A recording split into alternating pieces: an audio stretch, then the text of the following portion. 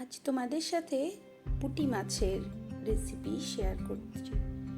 এর জন্য মাছগুলোকে আমি অবশ্য বাজার থেকেই কেটে নিয়ে এসেছি।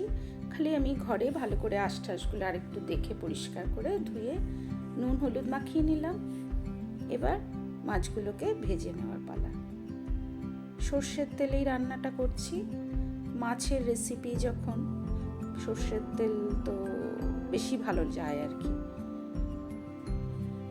আমাদের বাড়িতে আমি শুনেছি, মানে আমার দিদার মুখে, আমার মায়ের মুখে, যে এই যে দুর্গাপুজোর পরে যে মানে দশমী, যে সেই দশমীর দিন মা বিসর্জন হয়ে যাওয়ার পর নাকি পুঁটি মাছ খেতেই হয়। এটাও মানে জানি না তোমাদের কারোরও এরকম বাড়ির নিয়ম আছে কিনা। আমাদের বাড়িতে আমি দেখেছি এটা হতো। আজকের রান্নাটা আমি এই কাঁচা টমেটো দিয়ে করব।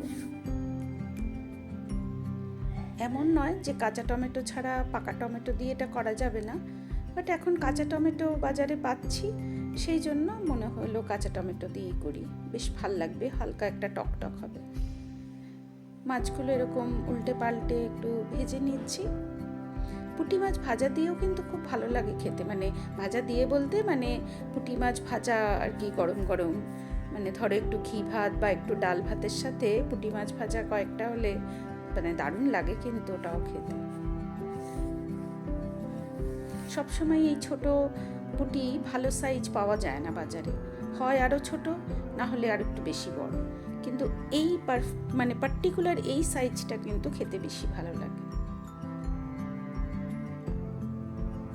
আর খুব টাটকা হয় এই মাছগুলো ভেজে নিয়ে এবার বাকি যে তেলটা আছে ওর মধ্যে একটু কালো জিরে ফোড়ন হিসাবে দিলাম, একটু নুন দিয়ে দিলাম, দিয়ে আমি কাঁচা টমেটোটাকে এর মধ্যে অ্যাড করে দিলাম। এবার এর মধ্যে রঙের জন্য একটু হলুদ গুঁড়ো দেবো, দিয়ে এটাকে একটু অল্প ভাজা ভাজা করবো যাতে টমেটোটা বেশ গলে যায়। টমেটোটা একটু হয়ে গেছে ভাজা ভাজা। এবার এর মধ্যে আমি অল্প একটু সর্ষে, একটা কাঁচা লঙ্কা দিয়ে বেটে নিয়েছিলাম,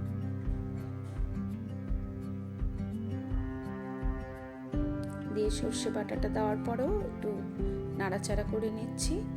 অল্প ভাজা ভাজা, সর্ষে দিয়ে আমি খুব বেশি ভাজি না। যেই হয়ে গেল একটু সর্ষে বাটা দিয়ে ওই অল্প কষানো, তারপরে আমি মিক্সির জারটা ধোয়া জলটাকে অ্যাড করে দিলাম, দিয়ে কটা গোটা কাঁচা লঙ্কা দিয়ে দিলাম, আর মাছ ভাজাগুলোকেও অ্যাড করে দিলাম। এটা খুব বেশি পাতলা ঝোল আমি রাখছি না, মানে খুব গামাখাও নয়, আবার খুব বেশি পাতলা ঝোলও নয়, এরকম।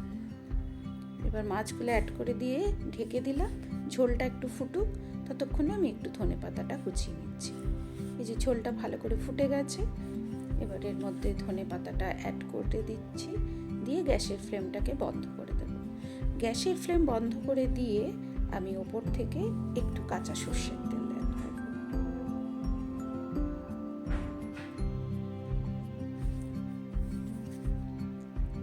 দিয়ে কিছুক্ষণ স্ট্যান্ডিং টাইমে রেখে আমি এবার এটাকে সার্ভ করে দিয়েছি। ভাতের সাথে খেতে ভীষণ ভালো লাগে। এটা অতি সাধারণ একটা রান্না, মানে হয়তো অনেক বাড়িতেই এইভাবে খাওয়া হয়, তবু মনে হলো যে তোমাদের সঙ্গে একবার এই রেসিপিটাও শেয়ার করি। কেমন লাগলো তোমাদের জানিও আজকের এই রেসিপিটা।